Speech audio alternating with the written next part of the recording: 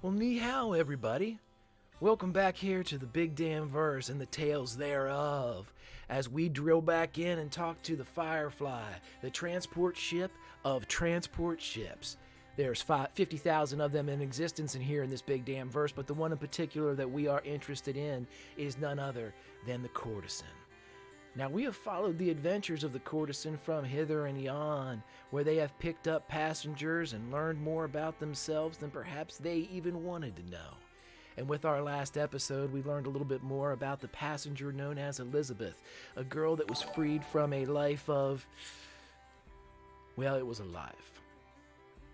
But unfortunately, she didn't get a chance to spend too much of her time with the captain of the Courtesan, one Harriet Dawson.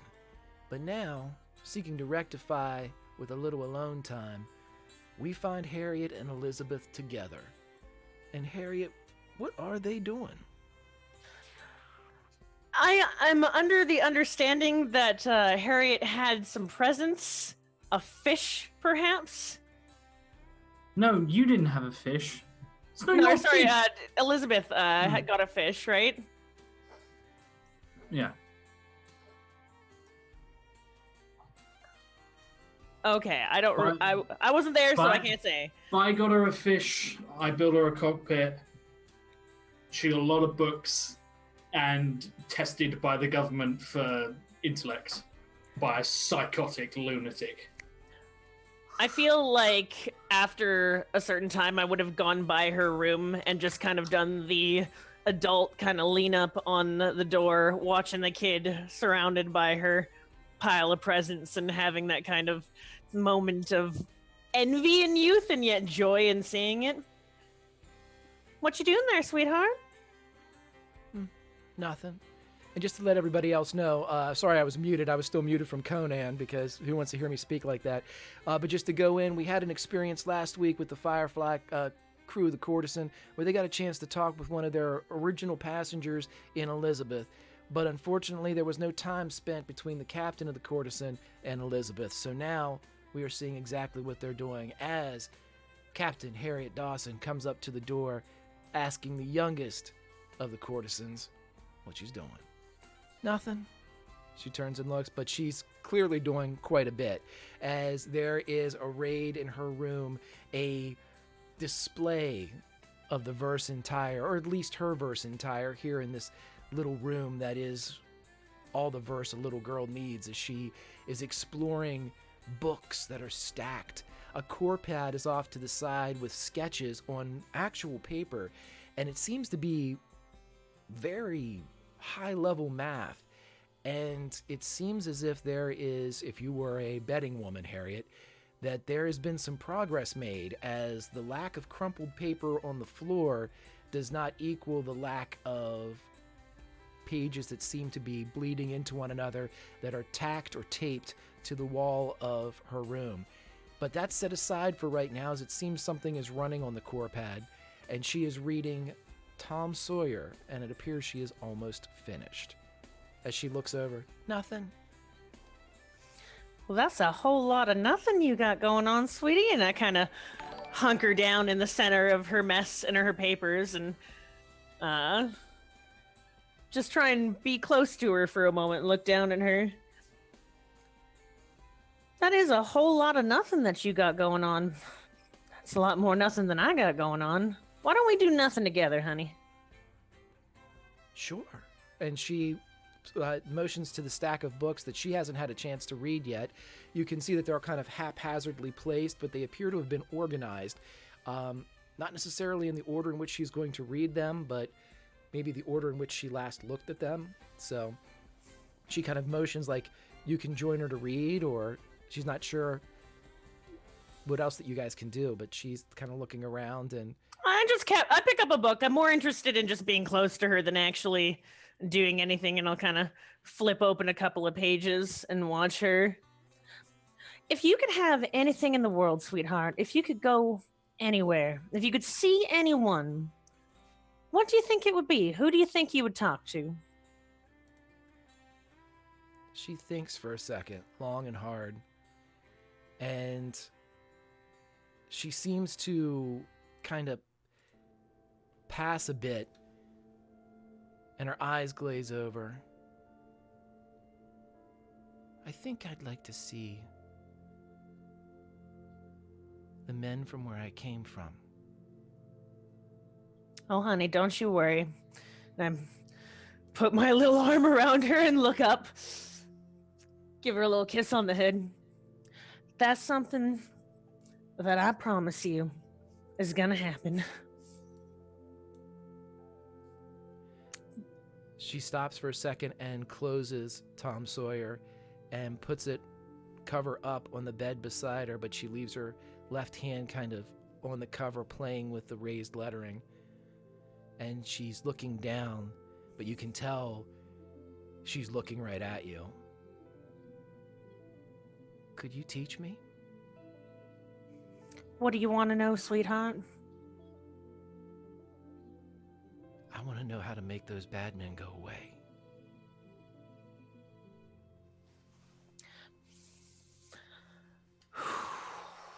You grew up a mite bit fast, didn't you, honey?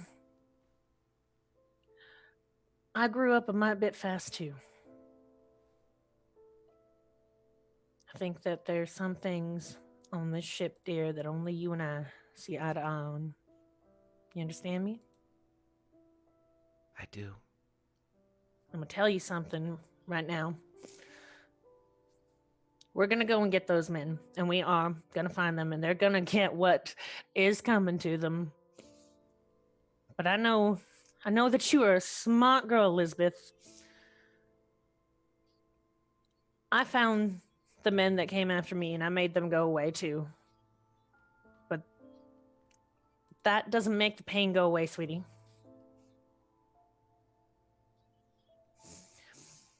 Did You get know that, scared? right? I know. What were you gonna say, sweetie? Did you get scared? Oh, sweetie, I've never been so terrified in my entire life. But you still made them go away.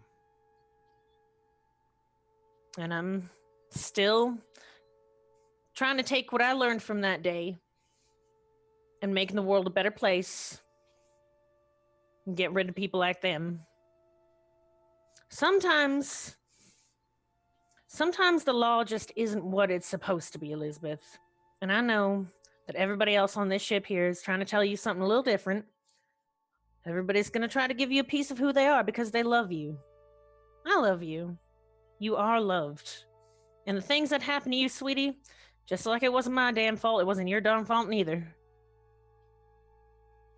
But I can see it in you. Take her little chin and get her to look in my eyes. I can see in you what I saw in me. And I know you ain't never gonna stop no matter what nobody tells you anyhow. No. All right.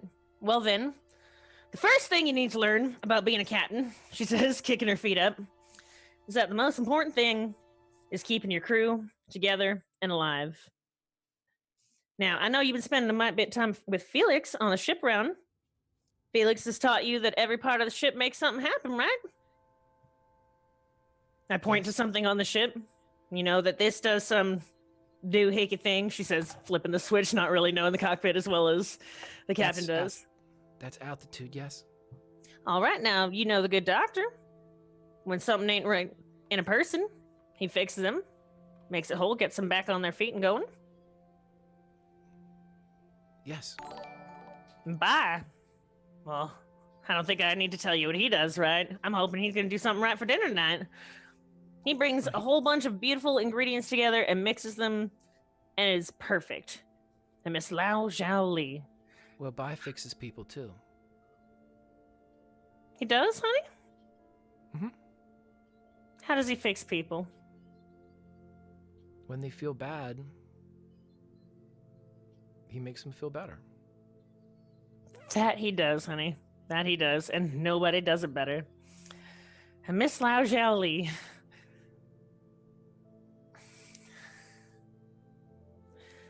Well, she's just got a certain way of making problems go away so that we can all stay together. You see how everybody does something to help somebody else out? Yes. And I even wanna though... do that. Go ahead. Go ahead, hon. I want to do that.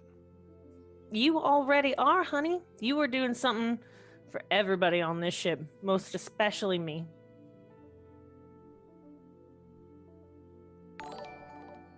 So, rule number 1, crew comes first.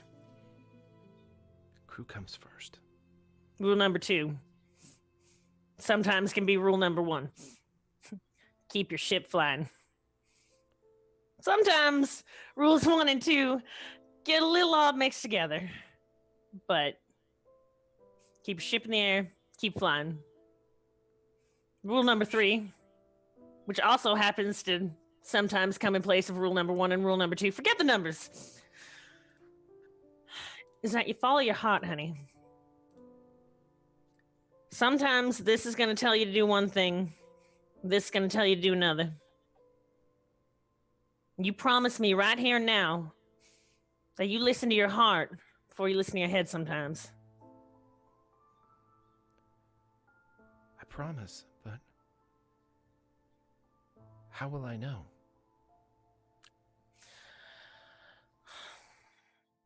Sweetie, you just know. Do you know that I love you? Yes. Just Do you know like that. I love you. Go on, honey. I love all of you. I want to be all of you. I know, honey. But the most important thing, honey, is not what we pass on to you. It's the voice inside of you. It's going to come and it's going to tell you who you are, when to shoot, when not to shoot, when to drive, when to fly, when to fight. It's going to be that little voice inside you that pushes you on even when you think you shouldn't be there. Heck, most of the time we probably shouldn't be where we are. She says, kind of trailing off into her own thoughts. I think I heard it. A little voice. I'd never heard it before. But I did when I got on this ship. It told me this is where I was supposed to be.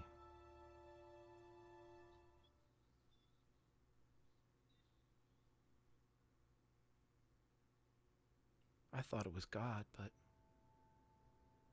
he didn't talk to me much before. I like to think it was you all. Mayhaps it was. Tell you... Kind of wrap my arm around her again. Does that little voice sound like you? Does it still come around? Yeah. It always says nice things. That's I'm where good, I'm honey. supposed to be. It's Why me. don't you and I go see the good doctor? Learn something Okay. new every day, right? Sure. When you're a little bit bigger, I'm gonna teach you how to shoot. She seems disappointed. How much bigger? Think back to when I first shot a gun. She's like 10? You're not. She could be 11 or 12. You're not sure exactly. The doc put her somewhere between 11 and 12. You guys just had her birthday, making her 12, but biologically, you're not sure. You know, 12 is when I personally shot my first little Daisy rifle, so you know what? I just forgot you had a birthday now, didn't you? You are already bigger. I think- am. I feel bigger. Well, all right. The next time we touch down, so we don't shoot something and then need the good doctor on the ship, we're going to see what kind of shot you are. Because you can't be a captain without a gun. Right. So I know when to fight. I will teach you how to fight before you get in your first fight. You don't get in your first fight until you can beat me. Fisticuffs, you understand? I give her a little jab. She smiles a bit, and then she kind of crinkles her nose, and she says, well, I've already been in my first fight. I was driving that car. Does that count?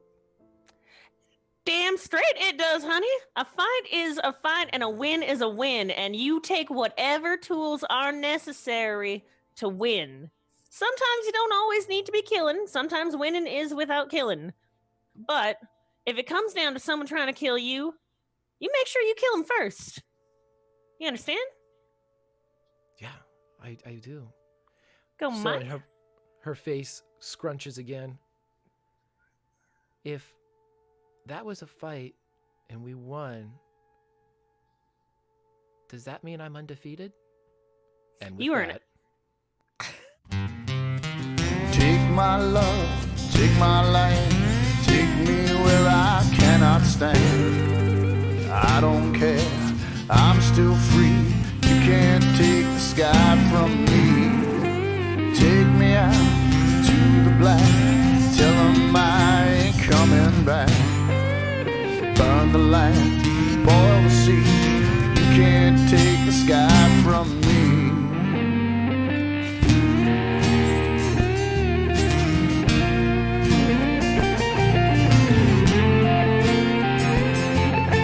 There's no place I can be since I've found serenity, and you can't take the sky from me.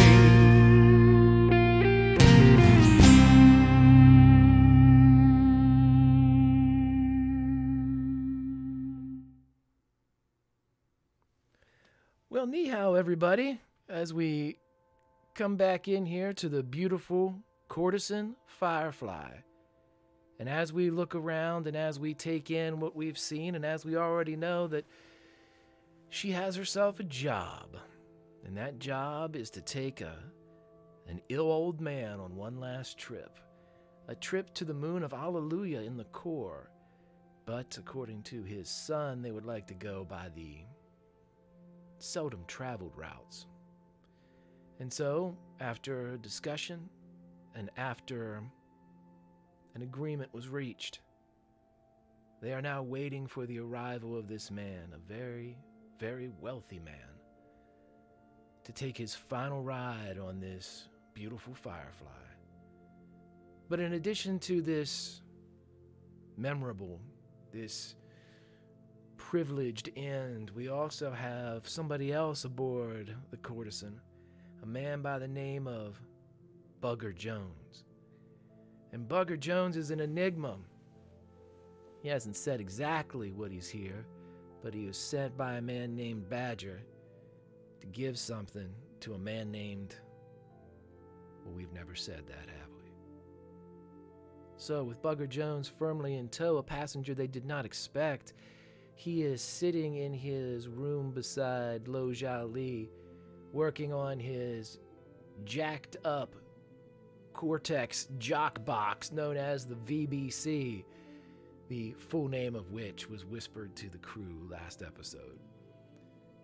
And as he's sitting there looking at various videos of cats playing with yarn and people falling and getting nut shots and very loud belches and farts and giggling to many of them, he adjusts the massive pugilist-like belt buckle that he wears over his tattooed flesh, the flesh directly above it, saying, "Mr. Universe is my master now." But as he is there, and as the rest of the crew awaits, I will turn it over to this crew. And where are they? What are they doing as their moments in Persephone are limited? Kids?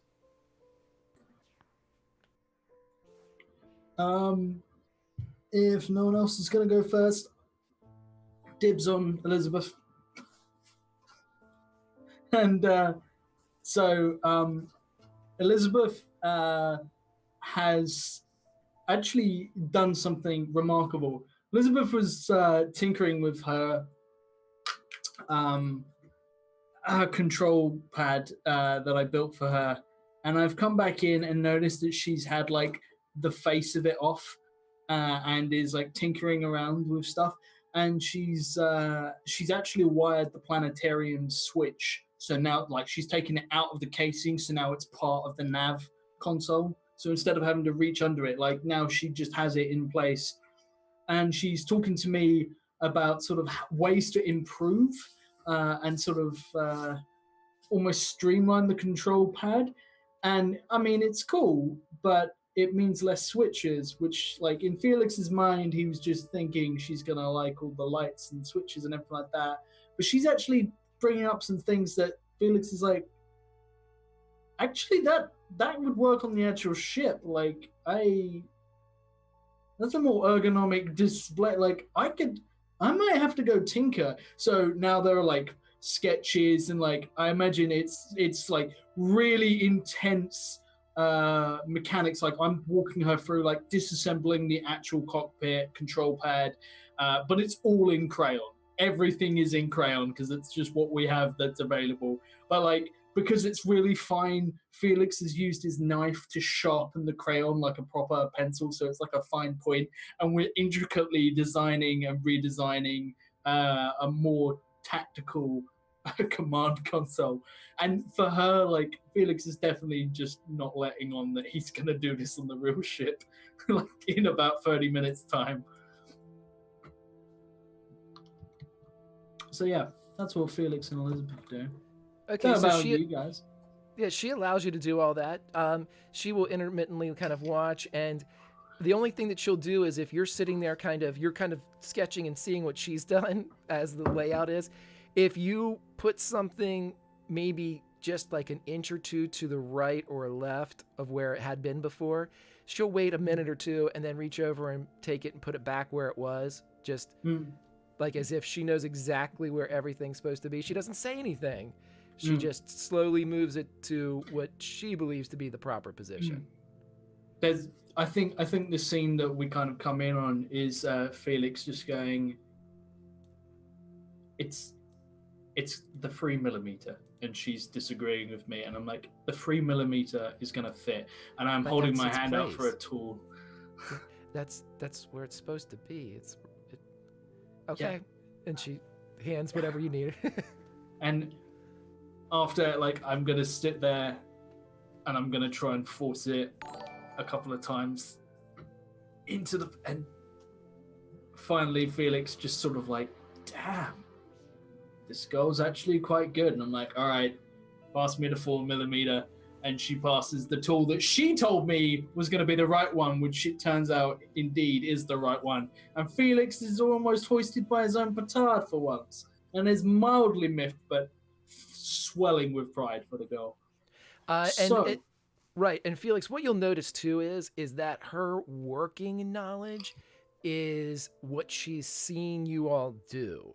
She's done additional studying with her new core pad, but it's not, she doesn't have any of the, she can't do workarounds on things that she doesn't know. So once you show her something, it's locked in, but you do know that she's woefully ignorant on some like advanced stuff. Yeah. So Felix realizes this and is sort of like, okay. Spice! Sorry. It's just my favorite Tim Curry thing ever. It's Spice!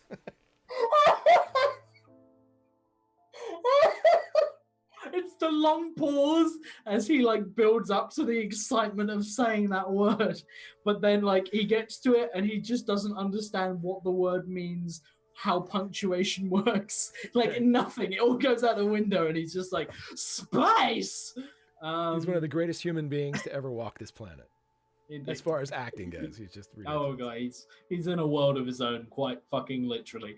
So I'm like taking things apart, and I like Felix is gonna start explaining to her like, okay, like this switch, like, you know, this switch controls altitude, but it's not just that, you know, you click it and the engines know. So this switch is connected to cabling, and the cabling leads directly to the motherboard. And then the motherboard, and like he'll go through and explain like the ship's motherboard computer will redirect queries.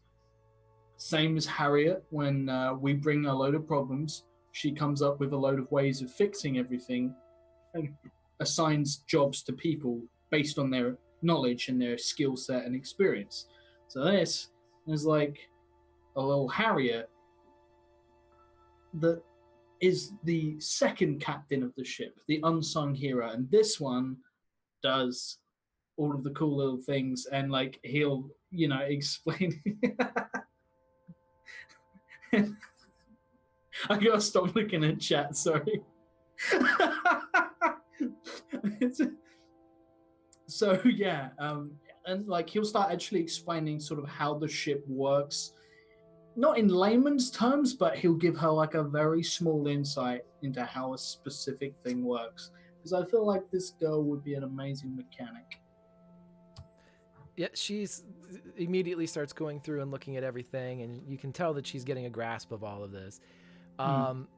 And you will all know that this is right around the time that everyone is supposed to come. Sebastian James Lorimer is supposed to bring his father here, basically under the cover of darkness, load him aboard the courtesan, and you all were supposed to take the long road to Alleluia.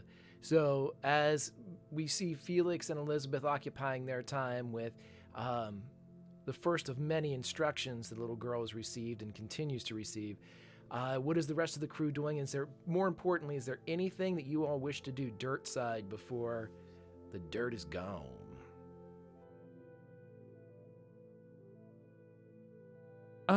Yeah, I think I kind of have a scene in mind.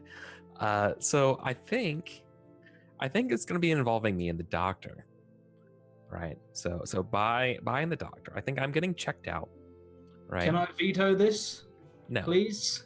Nope.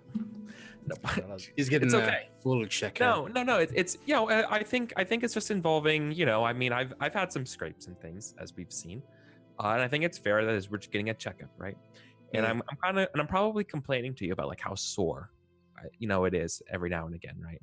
And so I think, and I think what I'm going to do is, I think I'm going to ask you a little bit about, do you treat a lot of gunshots in your past, Doc? In my past? Yeah. No. Well, you never told us what you did during the war, as I am getting bandaged up or adjusting it and getting things ready. Truth. What do you do? Okay, Josh's face.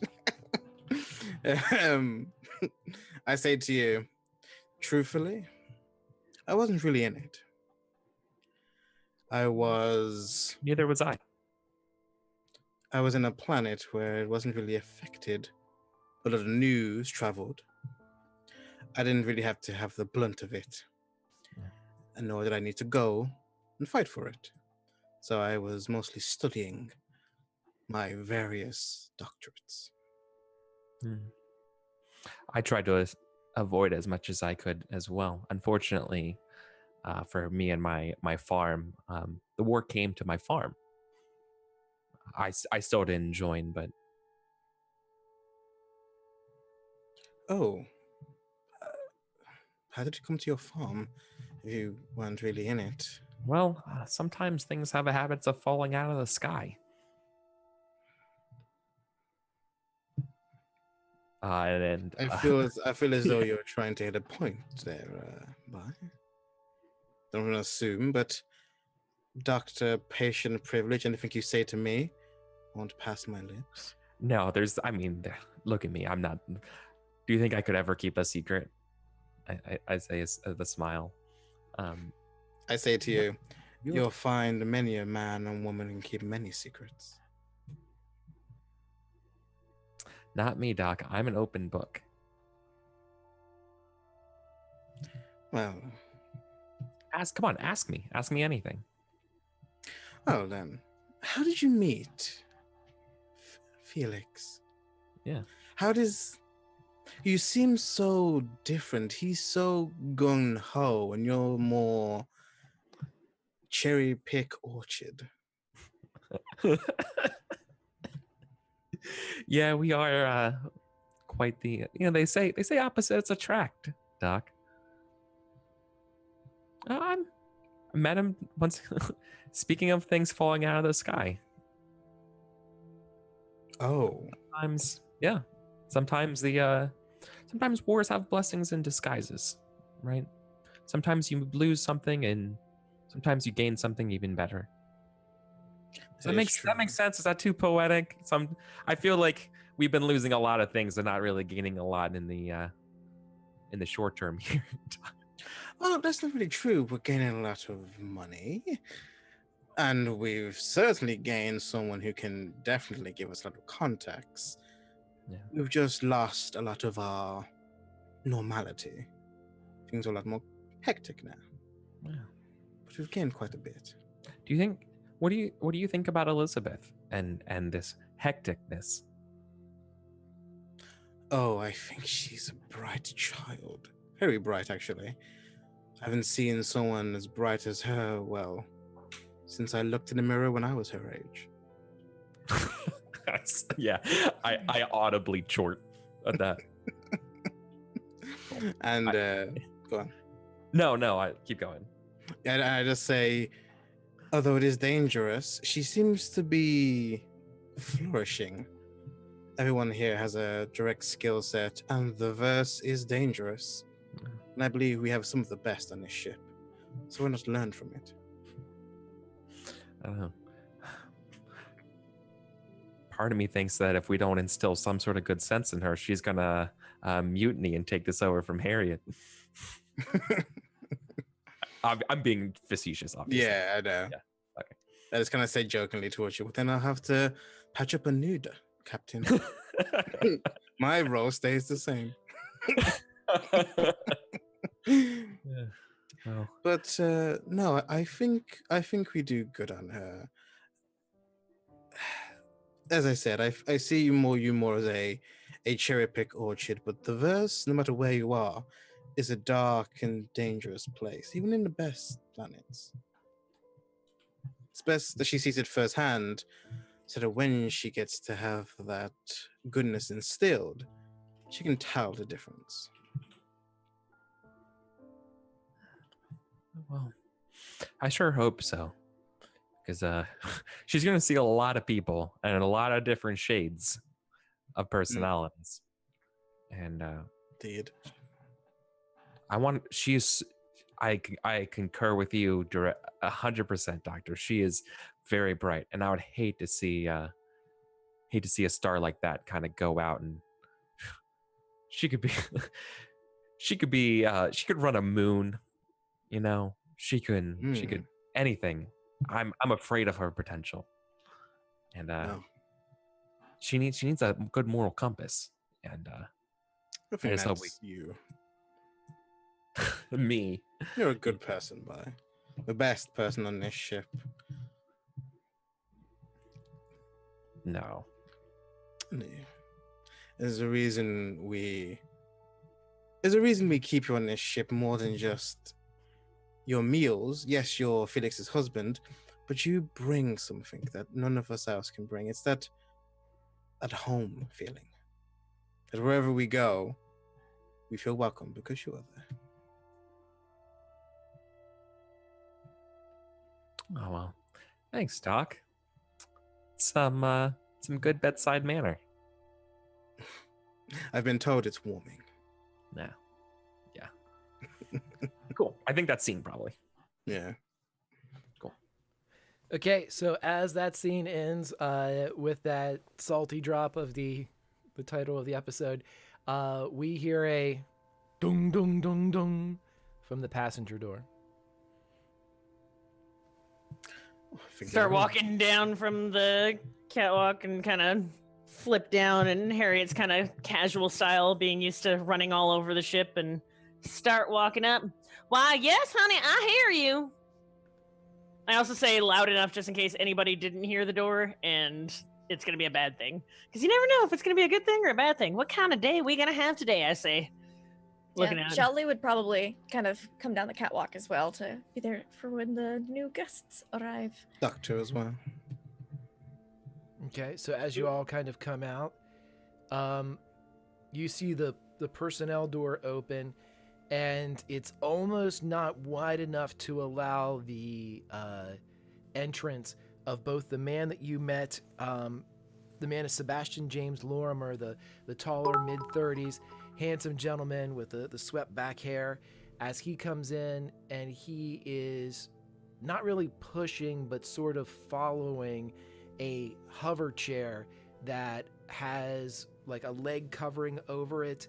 As it comes in, the man's legs are exposed, but there's almost like a grid over the top of it, like a cage, and the cage itself seems to have what the doctor would know to be injection and stabilization rods that are attached through drills and various forms of sort of like acupuncture and whatnot that are pressing into these very almost blue legs of an ancient man that is rolling up into the in this hover chair into the cargo bay of the courtesan. The man himself is covered in a very heavy robe.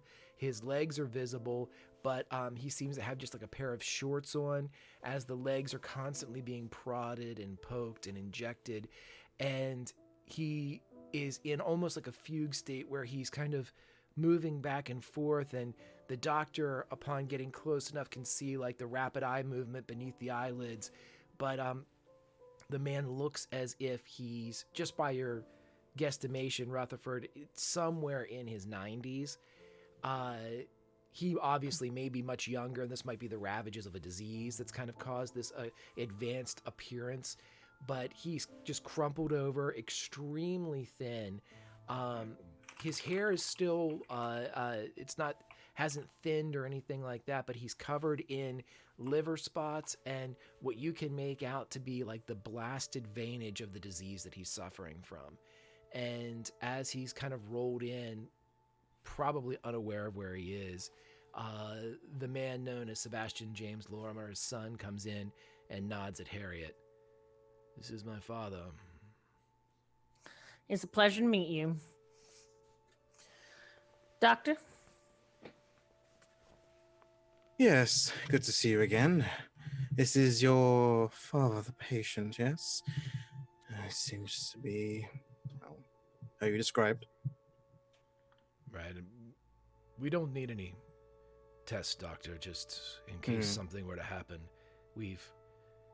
I mean no offense, but we've had the best in the verse looking at him, and they've all reached the same conclusion, so we just need to get him somewhere to rest. Of course. I've already have the medical bay set up for this specific thing. Should be ready for you, as we discussed before. And anything we can do to make your flight more comfortable, you just let us know, dear. Just quarters for myself, as close to my father as possible. I don't like to be away from him. Yes, I could lead you to them right now if you wish. That would be lovely. Thank you. You realize that beyond a separate kind of pull sled that Lorimer is carrying, they have no luggage. And the pool carriage that he has is small, maybe 2 foot by 3 foot. It may contain some like toiletries or maybe one change of clothes, but it's definitely not enough for 2 people for any measurable period of time. Okay.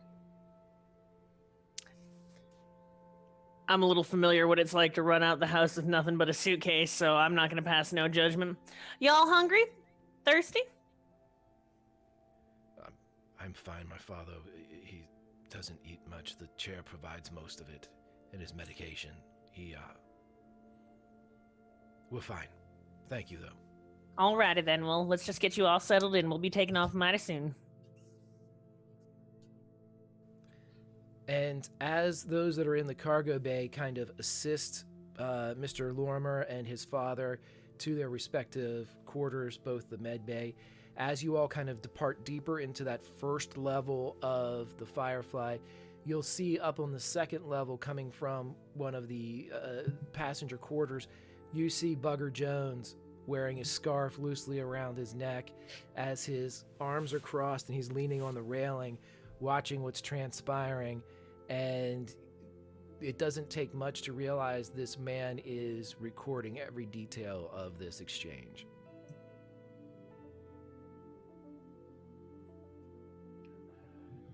I smile up, look. Now, honey,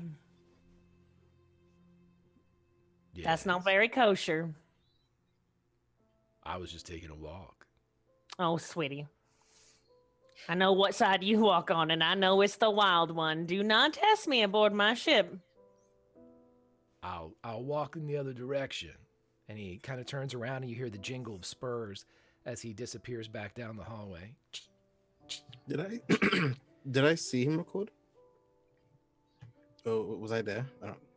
I'm assuming you would be the first person to notice, I guess, because I was going to stay down with them, but if we're all walking them together down into the ship, yeah, because you're with his dad, right? Yeah, I'm with dad, yeah. Oh, okay, so you're different point. Okay, I didn't know if we split off in the same area or not. Okay, cool. Yep, so... Oh, I'm getting that funny feeling. And it's not the kind of funny feeling I like. Please go smooth. Please go smooth. Well, it's time to take off.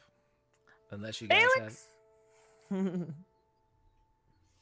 Meanwhile, Felix and Elizabeth are in a space battle in the room of Elizabeth, as Elizabeth is rushing over the console and Felix is manning the controls as she's saying, someday I'm going to learn how to shoot. I'm going to shoot well. Just like, and she's using her fingers as guns in a station beside Felix as they are going through some titanic space battle, probably replayed from some historical vid that she has stumbled upon on her new core pad as, some independent alliance battle.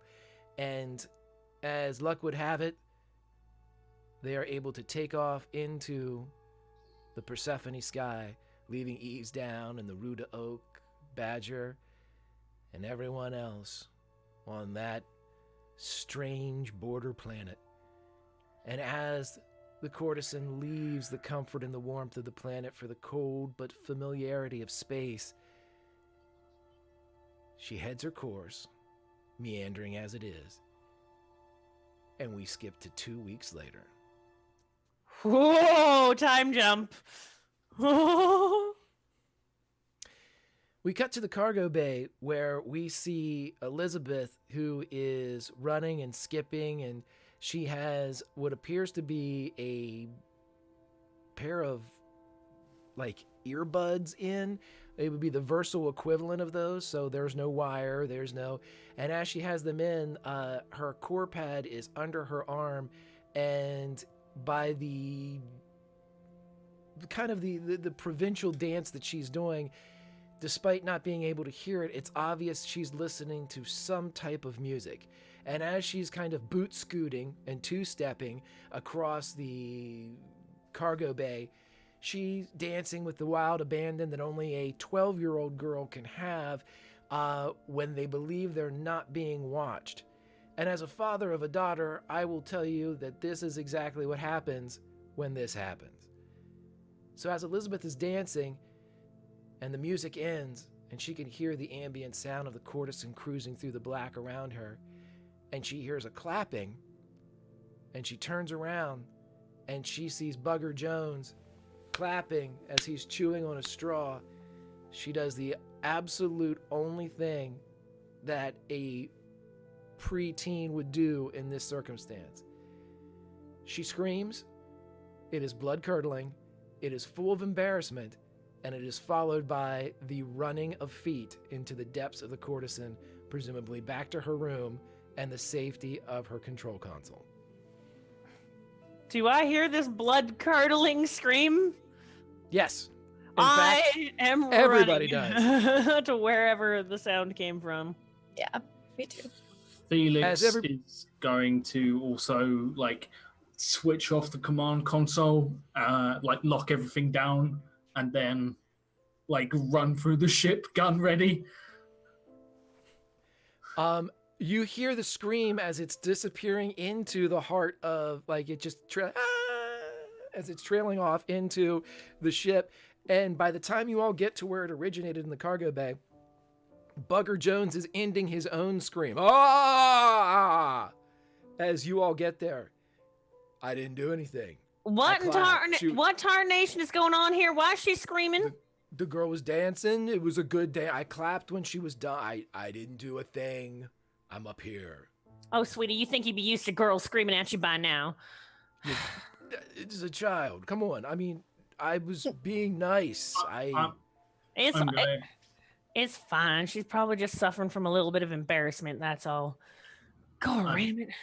I'm gonna go ahead and check on Elizabeth, and with that, Felix. You know, you might not be so terrifying if you put a shirt on every now and then. What's that? Never mind. Are you checking him out?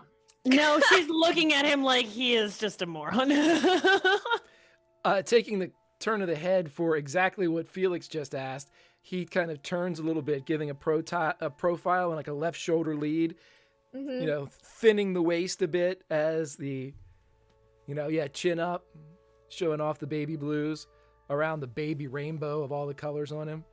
Oh, sweetie, I don't know that dance. Just like you don't know what a shirt is, I don't know what that dance is. You keep twirling. This is not a dance. This is me walking. Harriet is a mite bit edgier than normal. She is very concerned about this trip going well. Xiaoli is definitely putting the flirt on and checking out. I just imagine like Lao Xiaoli standing behind me standing there, him turning and her being like from behind her, like. Right. As soon as the eyes are hit, Bugger will take a step to the left, kind of. to make sure that he can get like a cross view, as he is definitely peacocking. You see that somehow he has produced another belt buckle. This one as gaudy as the other, as large as the other. It's turquoise in nature. Again, no human being in all the verse could wear it except the one in front of you and make it work. No Maybe. Transmitting of anything during this flight. I know you're doing something, but no transmissions. You keep it all local and not out there. For now, it stays in here. Once you get off the ship, you can send signals from here to Earth. That was, for all I know. No signals. He starts smiling. I haven't been able to send anything in 3 days. Your pilot is taking the longest possible route to wherever it is we're going. We are away from all of the relays. We are Cortex free. You must and be that's terribly exactly what I bored wanted. without the Cortex. The VBC is unoccupied at the moment, which is a terrible waste of its prowess. Tragic. Absolutely terrible. Well, I suppose we'll have to find you some type of entertainment on this ship. Harriet grabs her flasks and starts drinking.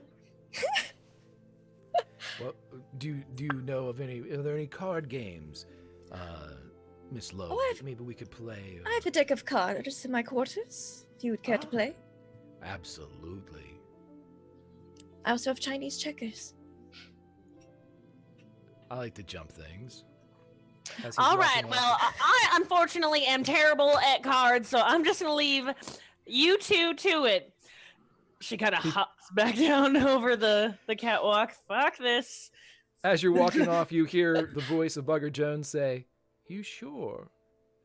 As if the invitation is open. I kind of stop partway, like 1 foot, twist around.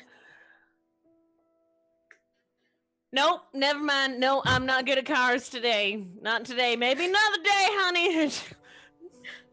Maybe another day. Have we ever seen you turn down a game? No, never once will you have ever seen me with Wild Bill and all that. We probably would have been playing cards. Harriet probably would have been throwing glasses against the wall, being like, "You fucking cheating bastard!" Yeah.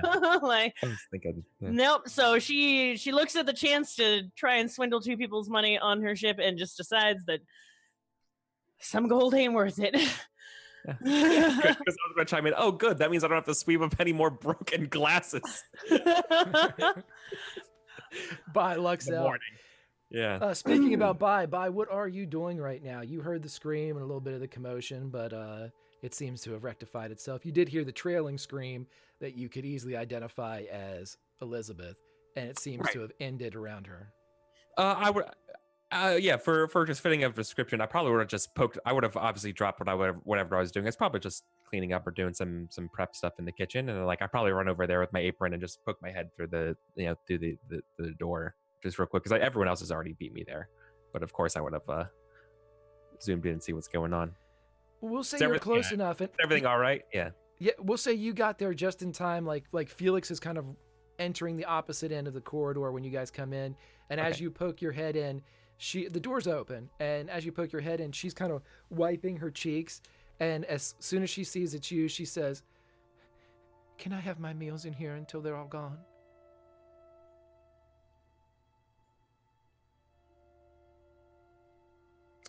Yeah, oh, that gives me, that really actually gave me pause. Yeah, of course.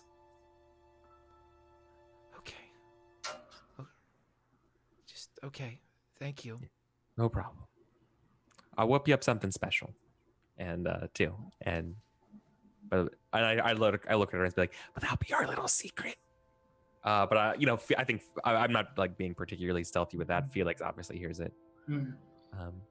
Eric, how are you going to possibly cater to someone who's a shut-in, who's always working on their command console and demands to eat separately from the... Like, how are you going to deal with this, man? It's going to be the worst. You have no experience. It's my burden, It's my I'll figure it out. I give Elizabeth that look like, it's better this way. And Felix goes off to be alone in the cockpit. Learn now. They're bastards. All of the bastards. Just walks off. I think the doctor would have, during the 2 weeks, because he obviously, that's his patient, he goes in and out. At some point, during one of his, standard routines, he would have, secretively taken the blood of the old man and run some tests on it. I'm not even going to make you roll for this because with Sebastian in another place and this man basically unresponsive, you can easily draw it out. And in fact, you can do so at one of the leg sites that, you won't look like there's any additional puncture wounds or bruising or anything like that. Not that Dr. Rutherford would leave any of that, but you could, I'm just saying that there's no way that you could do it flawlessly. And 2 weeks would be plenty of time to do every test that you would need. And it doesn't take long before you realize James Shaw Lorimer IV is not dying of the disease that was mentioned. He does not have it. Just as I thought. What does he have? He's old. You can see nothing other than a severe circulatory problem, and you see no evidence of the medicine that you cataloged when you were in the core hospital block back on Persephone when you originally met Sebastian. The only thing he seems to have going through him are blood thinners, and that seems to be given to him by the chair. Other than that, it's just advanced age. So does he have is he having like heart disease, lung failure? Can I tell, how are his cataracts? Does he have a perforated hip? Apart from being old, is there anything that would give pause to me to be like, he needs these blood thinners? Why does he seem to be in the induced coma? Those kinds of things. The one thing I know you're looking for a nefarious means by why he's being kept this way. You can find none. It looks like, and because you have the advanced hollow suite, I'm going to allow you to roll the following because you got the 3D imaging thing that they had in Aerial. You get to roll a D10 for that. You also get to roll your mental, and you get to roll a treat, so it'll be 2D10 and a D8. The base on this is 9. I thought you meant treat as in like trick or treat. And I was like, oh, medically treat, right. Okay. Lindy and I had that same conversation during character generation when we were like, wait a minute, what's trick? Trick is this. No, it's not. Treat's not that. It's. Can I add my distinction, ship doctor? Sure. That's another D8, right? It is. Yes. Okay, cool. Nice. It's my house. You could always. Ooh. It ends up being a 12, which is enough to beat, but you also have 2 complications. I am going to pocket those complications for a later date. You're welcome. That's right. Okay, so I'm going to use those in a bit. I don't want to use them for this scene. You're able to look through, and as you kind of put him in the imaging, you wait until, Sebastian's asleep. You put him into the bed and get the 3D imaging. It appears that the man has had... It was an undiagnosed and untreated stroke. Because now in today's age, whenever you would have... in the verse, if somebody were to suffer from what you know, or back on the earth that was like a cerebral hemorrhage or a stroke, most of the effects can be taken care of today with the technology that you possess. It looks as if this went untreated, as he must have had a massive stroke and was not taken to any type of medical facility, your assumption, until the damage was all but done.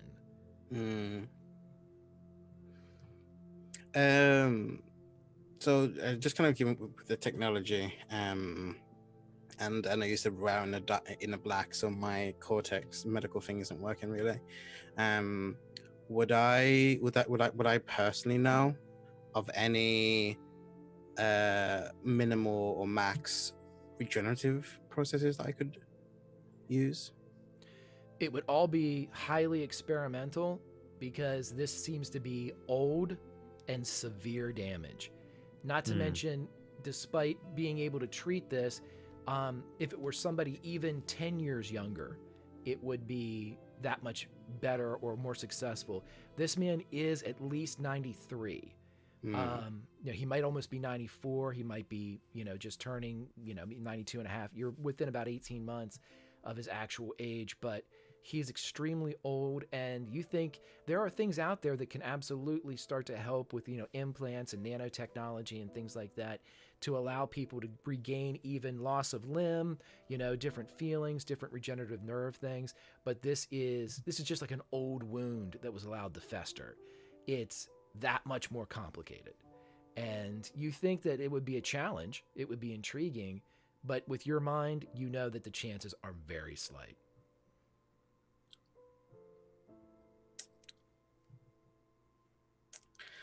I'm going to use a plot point, you temptress.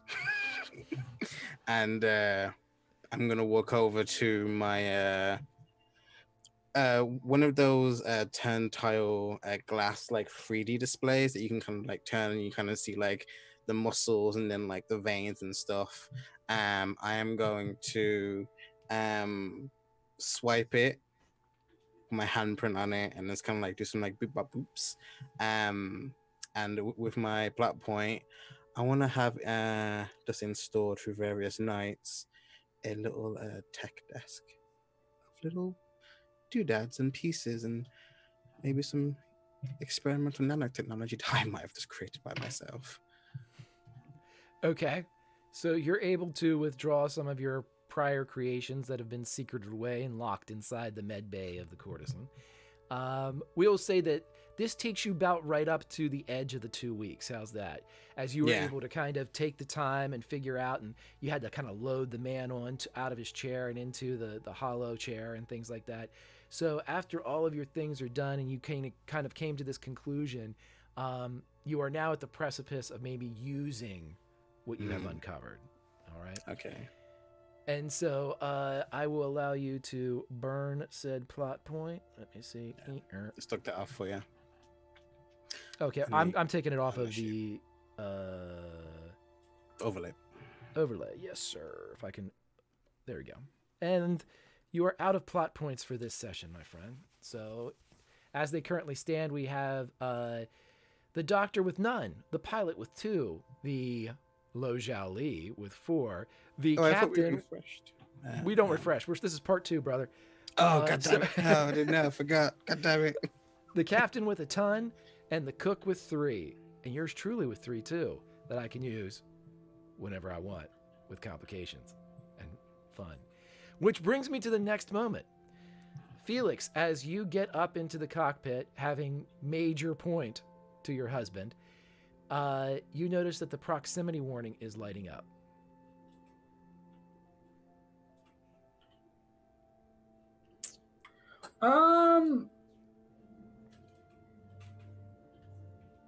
Okay, right. Wonderful. Good. Felix jumps into his chair, and I'm going to check for... Okay, can I check for radio signals in the local area?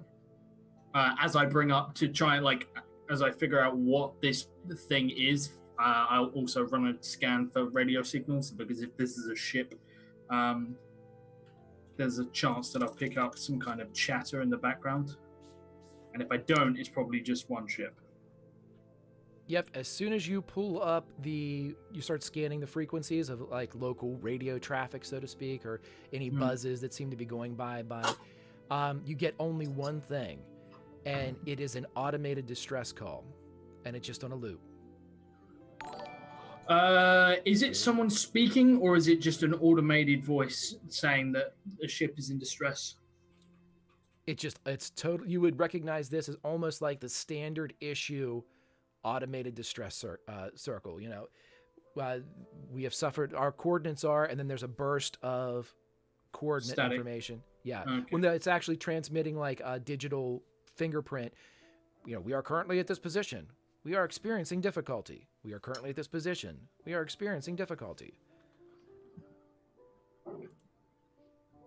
Real quick, how close are we to it? Or would we ostensibly be the closest ship available to go to it? I know I'm not in the scene. I'm just on my own. I will tell you this, that via your husband, he would know immediately with the source of the figures that have come across that it is extremely close, almost within visual range.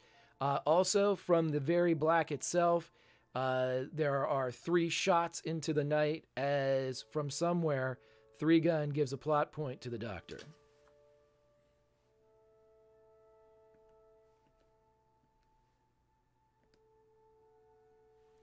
Okay. Felix, what would you like to do, brother?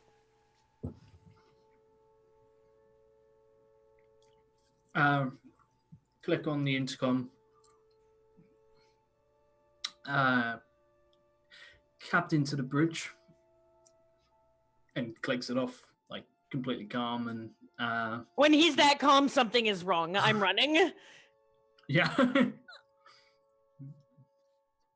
And Slide open. Yes, honey? Some tea, maybe, perhaps? On our long voyage?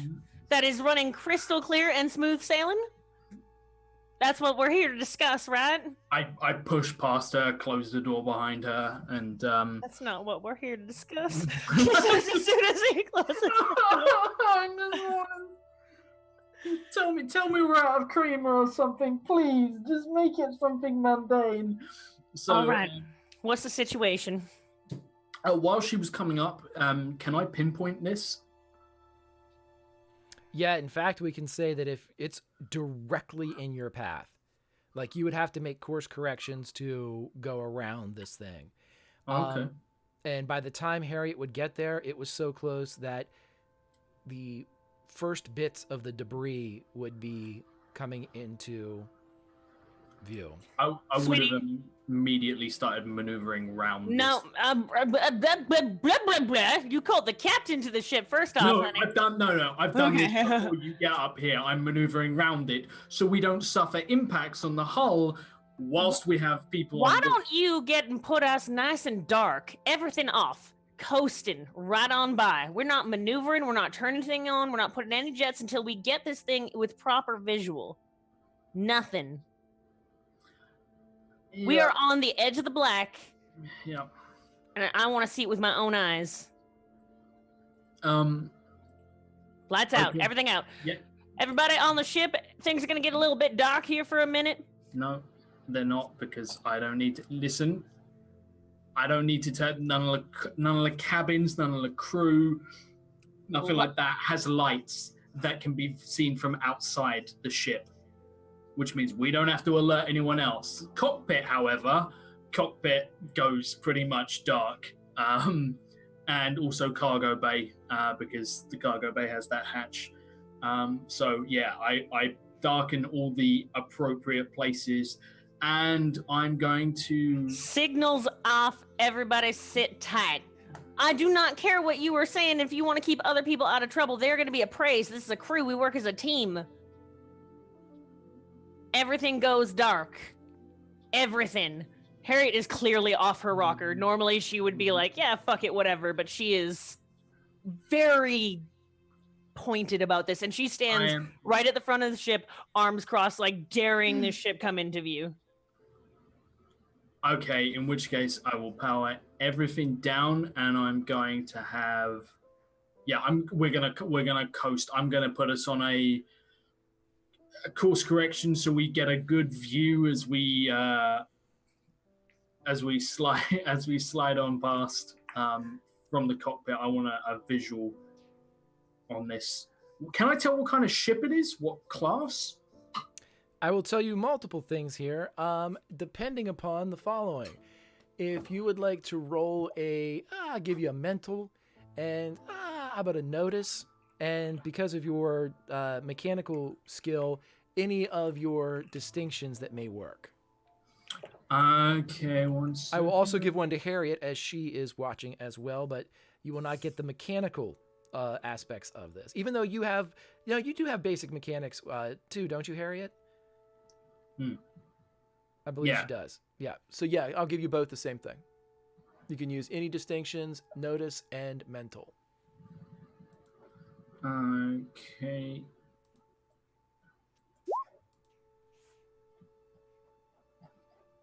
Where are we?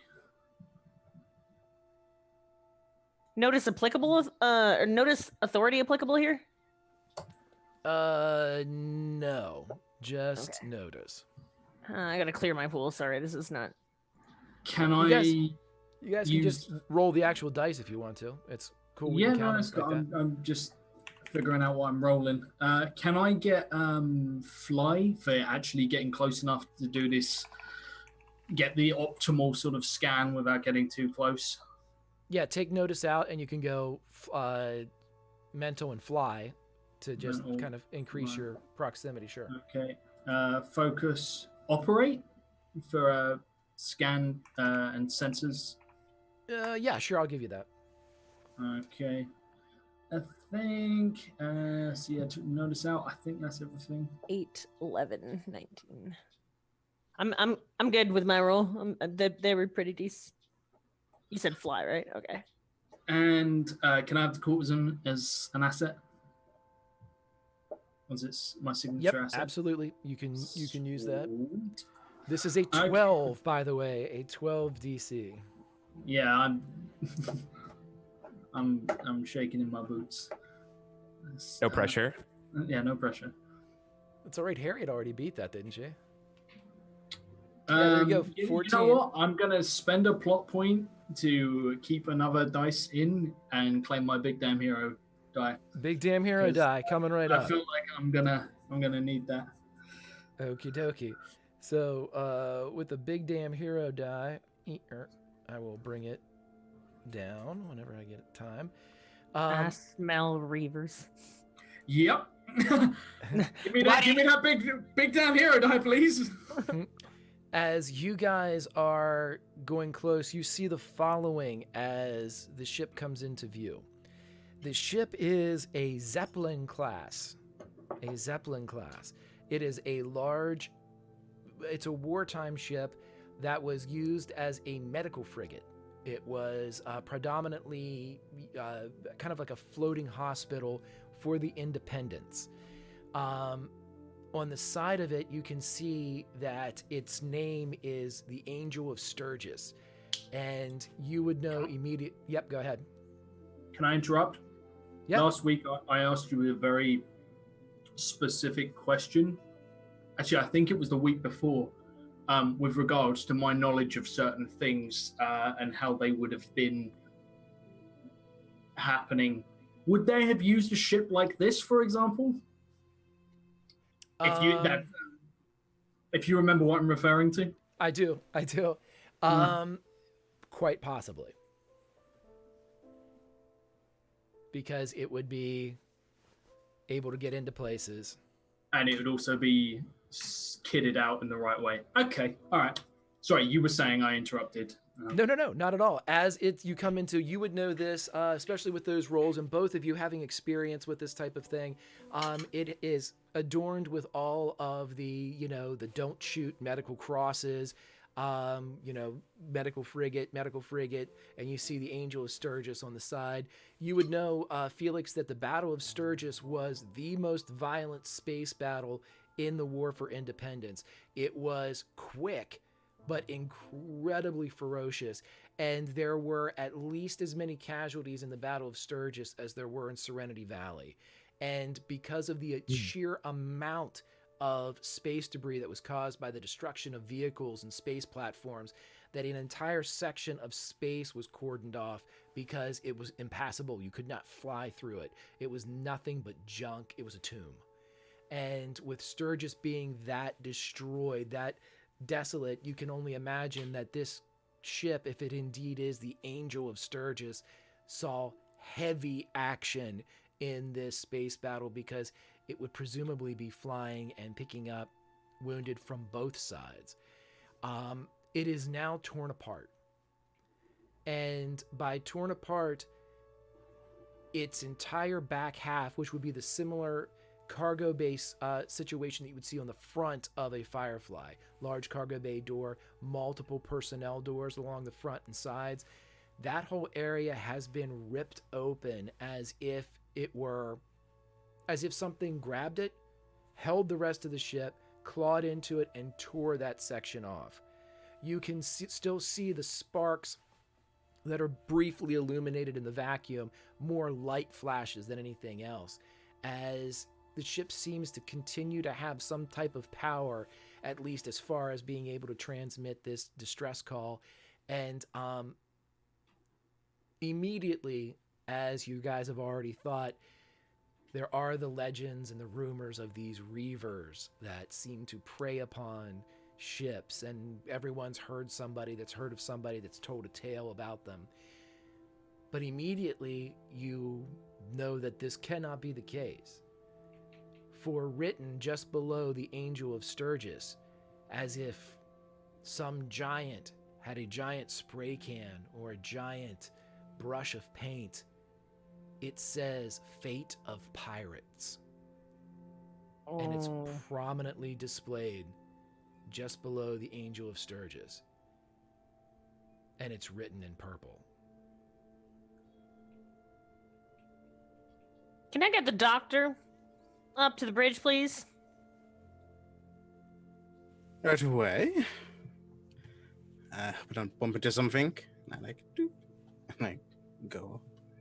As soon as he's there. What do you make of that ship? Anything on there you think you could use? I look at it. Just as you all kind of turn and look, there you can't see anything medical from this distance, but as the ship kind of turns and as the courtesan drifts past, you see left.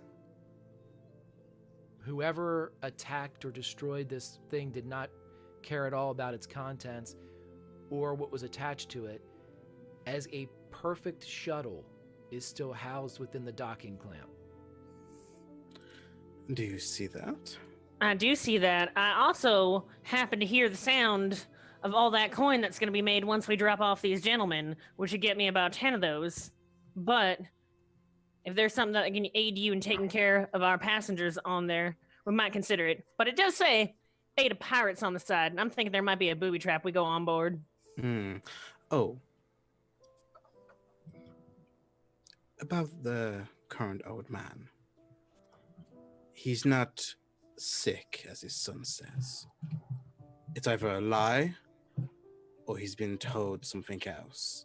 And with that lie, we don't know if we're even going to get paid, as none of this is, what was the words he says, to be recorded, documented, or even known about.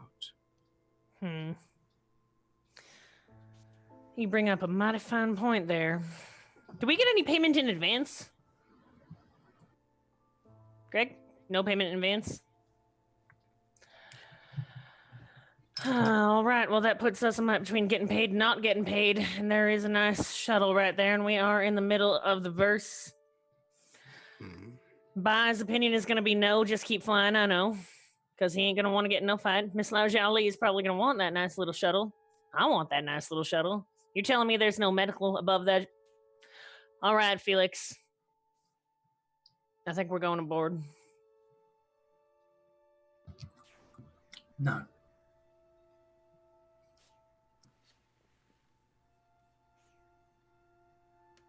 I'm sorry, did I just hear the words no come out of your mouth?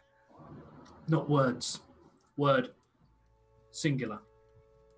And pray tell me why you would say this singular word to my face. Do you want to do this in front of the doctor? Do you want to do this in front of your husband? I can make this real fun for everyone. That's fine.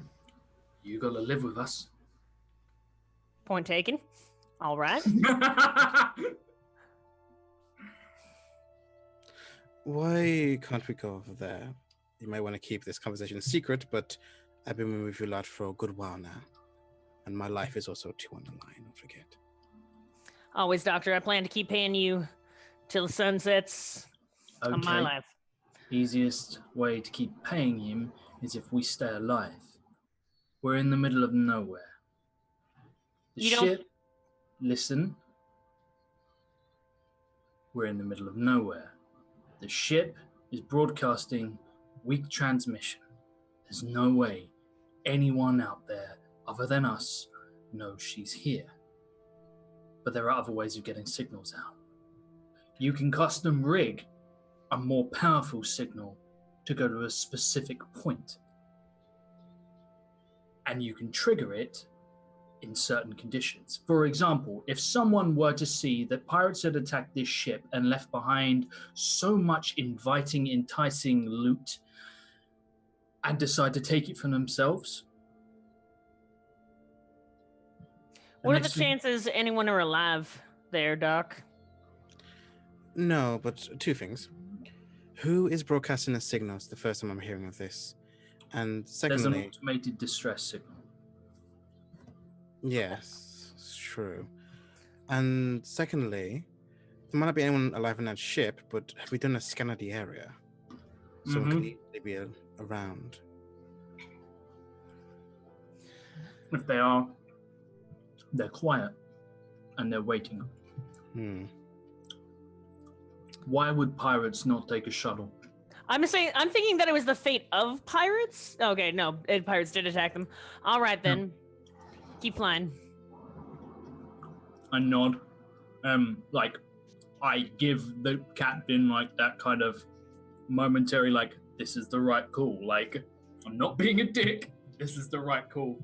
And I'm gonna slowly wheel us up to get out of here in a hurry. I do really want to go on that ship, though. Oh. I really want that shuttle, honey, but sometimes I say putting it like an arm on his shoulder, understanding we're both I'm a scavenger. That's what Harriet does. That's calling out to her name, but I want this shuttle because the second I get a shuttle, I don't have to fucking land the ship. You guys can piss off on the shuttle. Gives me some peace and quiet. I want it just as much as you do, but god damn it. All right, I'm going to go down and tell the civilians that it was just a misunderstanding. We saw some shipwreckage and we thought there might be trouble, but we expertly navigated around it and we're back to smooth sailing. All right? Let's go. I could stop the signal. No. That it's broadcasting. I think if anything, we should leave it behind. If anybody is following up behind us, they'll be more inclined to go head over to the ship, possibly if there aren't a few souls on there. If the broadcast stops and they're within monitoring range and lying dark like we currently are, they'll realize the broadcast has stopped. They'll either assume that it needs resetting or that someone's got on board. keep flying. Yeah. I head down to reassure everyone that everything is all right. And I go look. I start walking by Alleluia's, and if the door is closed, I just kind of give a everything's fine to add to whatever sounds are coming out of that room. Yeah, we were playing strip poker, and then the lights went dark. What are we gonna do? Since we're naked and the lights are off. Oh no, I wonder. There's a lot of, what is that? I don't know. You know, Felix, when you're powering everything back up, kind of like your array, you realize that there is, in fact, a short-term burst signal being sent from your ship. Captain. Is downstairs telling everybody that everything's all right. I'm telling ready. everybody that everything is all right. Doctor, Yes. have I seen the Doctor in a fight at all? Ever? I know I saw you shove that chair and like knock that guy down, but I haven't actually seen you ever fight, have I? I don't know what you're capable of. No, I mean, like, off camera during, like, the many months we were together, most likely we've been in, like, some minor scuffs, but, like, in game... I doubt you would have, like, yeah. nerve agent murderized someone in front of me. Okay, fantastic. Well, in which case, not knowing you can handle yourself, I ask you, you're going to take a message to the captain right now. You tell her that Mr. Bugger Jones is broadcasting without our permission. Can I squash this signal? Like, cut it completely? You can sure try. I'm gonna fucking kill this guy's signal. Can't stop the signal, I'll fucking show you. Okay, I will allow you to roll whatever you think is necessary while everybody else, the doc, can go do his thing. You are going against an 18. Okay. So it would be operate, be the courtesan, because he's my fucking ship. He's he's pissed me off. He has. Operate. Entirely legitimate skill. What is that? Oh no, that's one of my secret ones. That's not what I meant. That's not what I meant. I meant the courtesan. Ignore that. God damn it. I'm gonna use my big damn hero dice. Here. You can do it. Stop that signal. Come on. That's a Okay, D12. so Yeah, let me roll D12 first. that'll do. That'll do. And then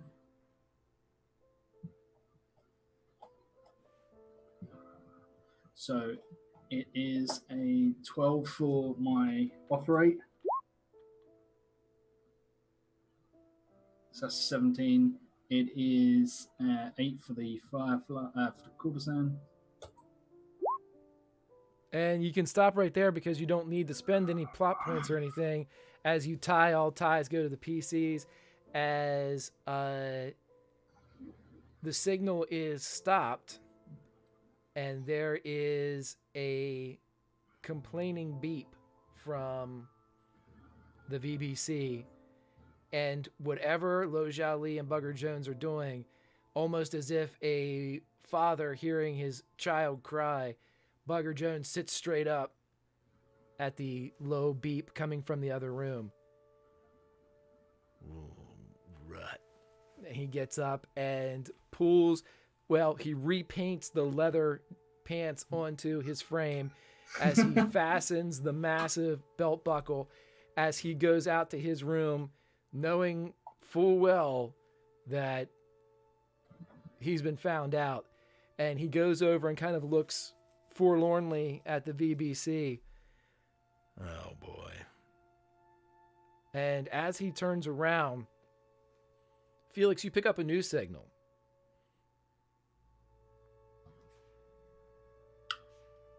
Is it coded? No, it's a trajectory symbol as a shuttle appears to be in the final cycle to dock with the courtesan. And as you turn and look with your naked eyes, you see a completely powered down shuttle floating up against your hull, and the mag locks seem to be coming into play. Do I recognize the type of shuttle by any chance? It seems to be, since it's covered with a big red cross, one from presumably the Angel of Sturgis. We hustle, we move now. They don't dock with us. I fucking know. No.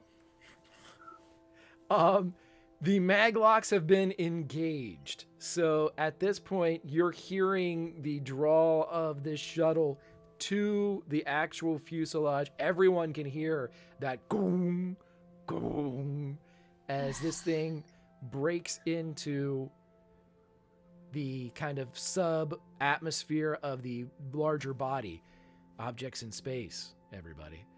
And so as it locks, Bugger's eyes kind of relax a bit as he turns and kind of awaits his fate as he stands and leans and crosses his arms as he leans up against the far wall of his room.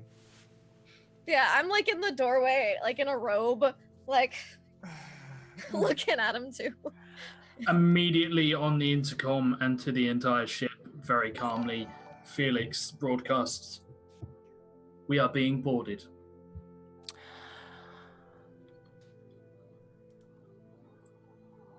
That kind of defeats what I was going to tell you, Captain.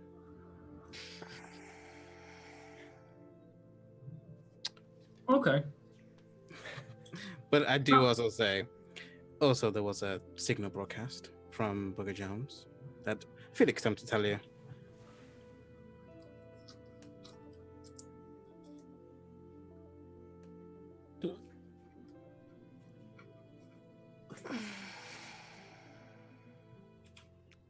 I'm just walking my way over to Mr. Universe's corner of the world. Charlie's like in the doorway, kind of looking at him like, we're having such a lovely time. You see Would him you waiting for tell you. me who your guests are? He looks at Jali and says, "Darling, you may want to get out of the doorway." I told you one go-around thing!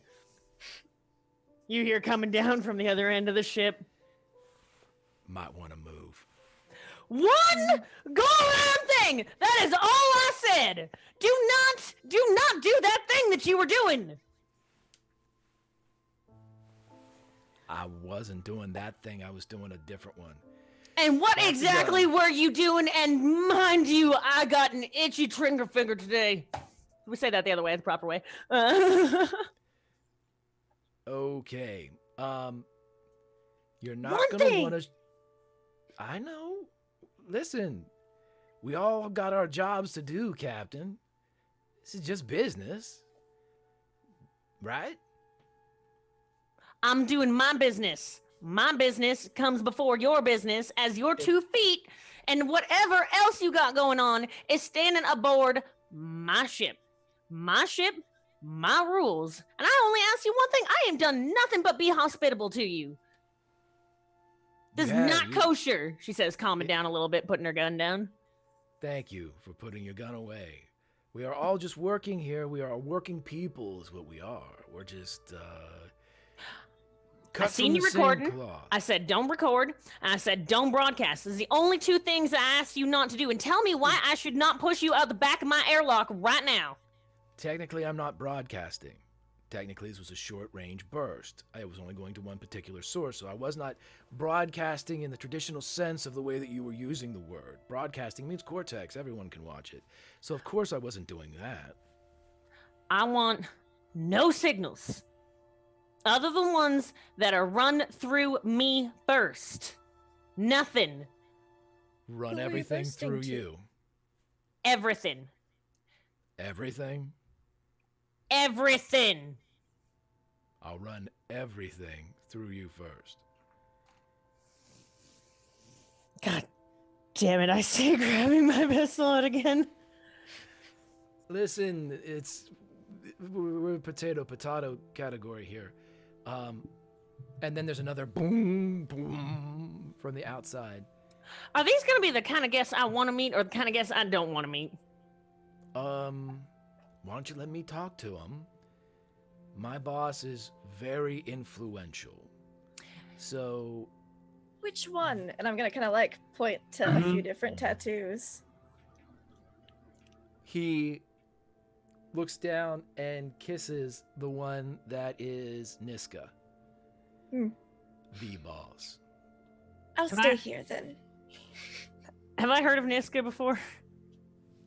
Everybody that's done anything would have heard a bit about this. Okay.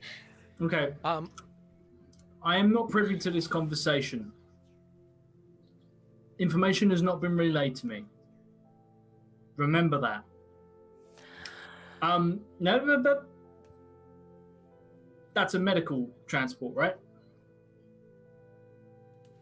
It is, yes. Okay. We have a reinforced armor on the front of our ship. You do. Fantastic. And it's mounted to the front of the ship, just underneath where the cockpit is, essentially by the cargo bay. Yes. The full frontal plating is, and it even kind of closes over the front of the cockpit to provide protection from the plasteel glass. Fantastic. I am going to line up as if I'm scraping a barnacle off with the massive debris field that is currently surrounding us. I'm going to just run, and I'm not jumping into this. I'm going to just align this so I have a backup, and I'm gonna seal myself in the cockpit, and I'm gonna have that as a as my backup plan. Okay. When you begin to do all this, you obviously power everything back up to help you in navigation. Yep. As What you else is power, out there? you see something on the edge of your scanner space. Come on, you know what it is. No, I don't. Nope. Okay, everybody, that's a wrap. Really? Thanks for coming out today. What is it? Teddy bears and flowers. I'm gonna cry. It is a blip that you've seen before. It's the Dauntless. Le Dauntless. It is the Dauntless. Change of plan. You know, Change of plans. You know how I said I wanted to scrape this barnacle off my ship using the debris? I've changed my mind. I have a new target. And I line up with the Dauntless. Okay. As you guys are all sitting there, with the power coming back on into the ship, and as you took off all the secondary and the power, and the courtesan reawakens, you also notice... Shit. God damn. Hold on. Lost my earbuds.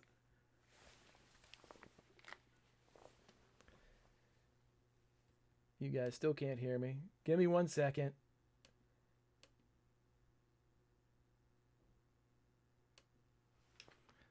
Sorry, chat. One momento. I've been streaming too long and everything. Can I hear you guys? No, yes, no, maybe so. I gotta change everything now. Boop, boop, boo.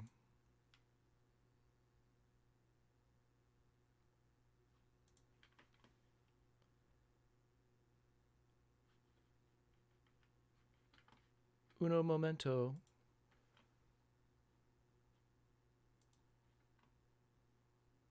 Bum, bum, bum.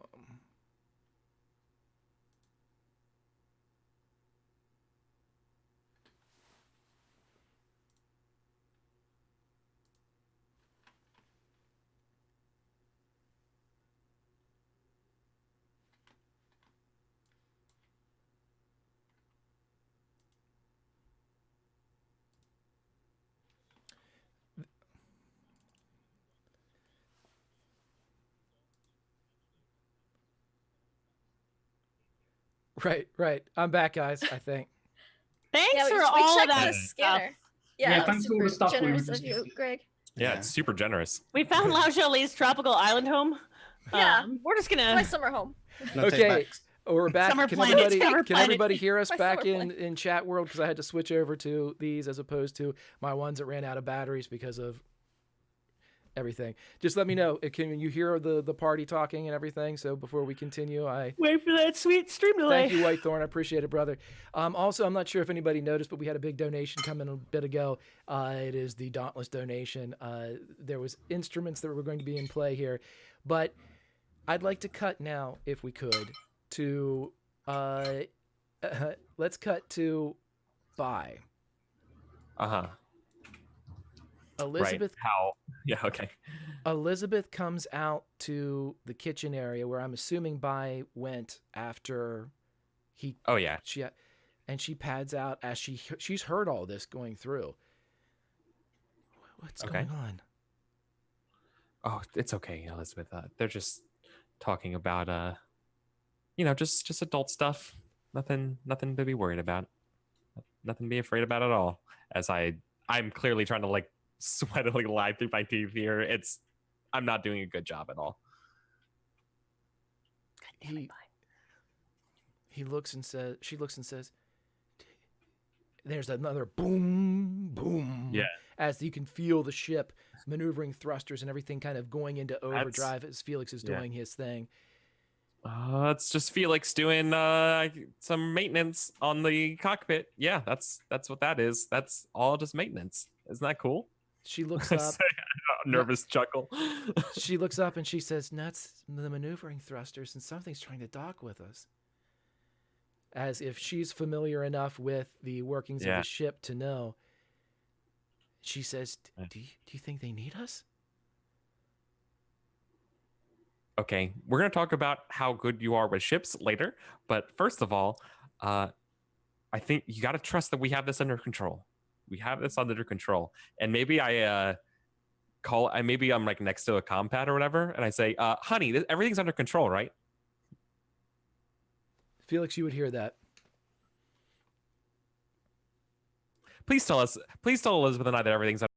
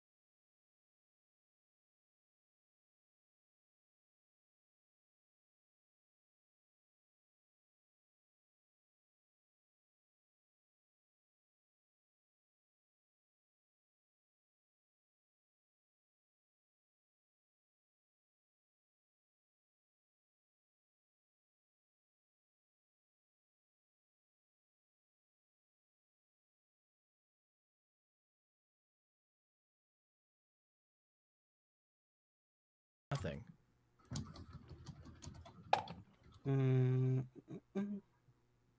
Is it in OBS? Yeah. Streamlabs. Damn it. We'll just mime everything. Can you We guys will hear? just- Roller, did you? Oh, and then hey everybody, welcome over from Metamancer. No one can hear the other people because we've had technical issues here. We hear you. Can you guys hear them? Yeah, it's all good now. Okay. Don't know what happened there. Can you Yay. hear us? Thank you very much, everybody, for bearing with us with that. Hey, Meta, thank you very much for the raid. Metamancer, everybody. She is the best. As we are all sitting here, and this is a moment between Bai and Elizabeth, as Bai has called up and asked his husband what is going on. Let's redo the response there, Felix, to see what the exchange is between you guys, as the questions and answers have been lacking, I believe. This is the helm to crew. We are experiencing some slight turbulence due to unwanted visitors. Working on a solution. Please stand by.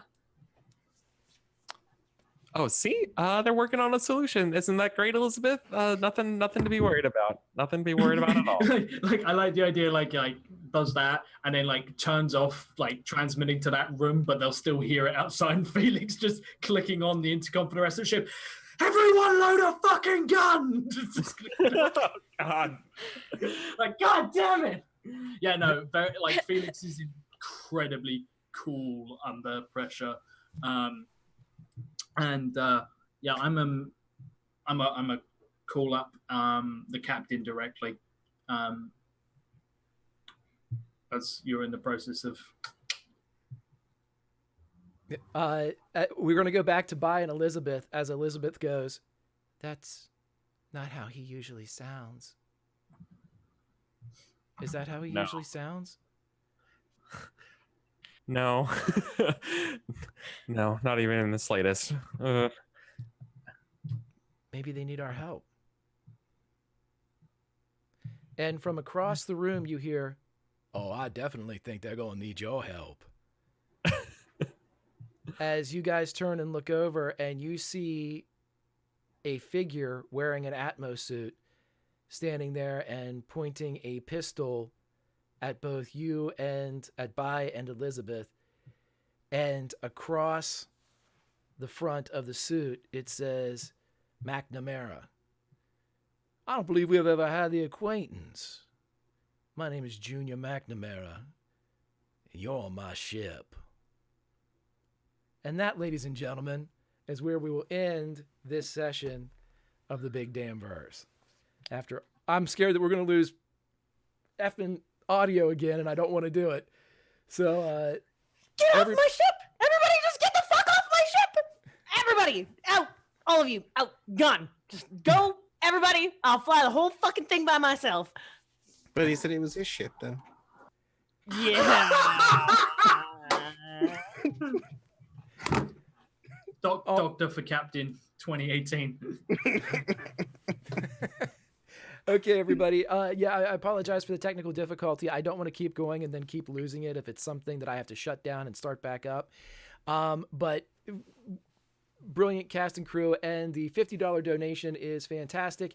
And we'll continue on to next week, where if you haven't detected a theme yet, I always have the Dauntless in my back pocket. It just so happened she was in the neighborhood. Of course. And was able to follow them. But just how is the Dauntless following the only ship in the universe that can't be followed? Crazy. I'm starting to think this might actually be his ship. I know how it's happening. As a player, I think I've put it together. As a character, not so much. Spiders. Yeah. That's it. Spiders. Oh, yeah. That is it. Yeah.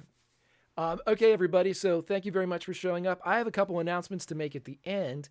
The chief of which is the starting point that the big donation that 3Gun gave us is going to continue over into next week to see exactly how that plays out. Please tune in and see tomorrow or Friday at 2 to 4 on this channel. Let's go around to the No, cast and you said crew. tomorrow. We're playing tomorrow. Tomorrow. Oh, I'm guess sorry. we gotta It's play tomorrow. tomorrow. Yeah, we're playing Yeah, tomorrow. yeah, It's happening. We'll Everyone see. heard it. Project Chronos. Sorry, guys, you're out. No, take that. Nice kitty. Let's go opposite direction. Let's start with Lindy. Lindy, what did you think?